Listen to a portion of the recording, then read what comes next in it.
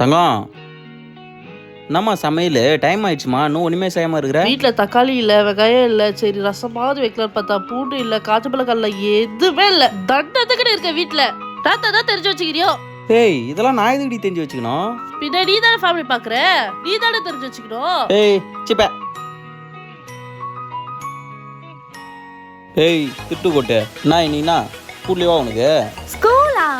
நான் காலேஜ் படிக்கிறேன்டா. ஒரு தங்கச்சி என்ன படிக்கிறேன்னு கூட தெரியல. சீ, நீலாம் ஒரு அண்ணன். ஏய் ஆயமுடு, என்ன காலேஜ் போல? காலேஜ் லீவ் 2 நாள் ஆச்சு. இதோட 2ஆம் தேதி தான் காலேஜ்.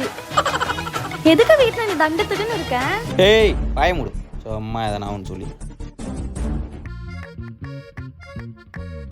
ஆமா, ரோஹித் எங்க?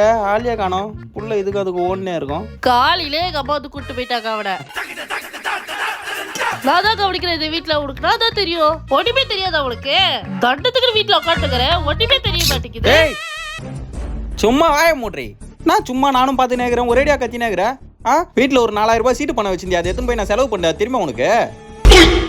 அது மட்டுமா, 5 நாள் போறேன்னு உங்க அம்மா வீட்டுக்கு போனீங்க. அப்ப நகை சேர்க்கணும்னு சொல்லி ஒரு 40,000 ரூபாய் வச்சிருந்தல, அதை அப்படியே மொத்தமா தூக்கின்னு போய் என் ஃப்ரெண்டும் கூட சேர்ந்து பூச்சி கூத்த வச்சிட்டேன். அது தெரியுமா உனக்கு? டேய் நாடி மாட்டிக்கிட்ட பங்கு. என்ன லड़की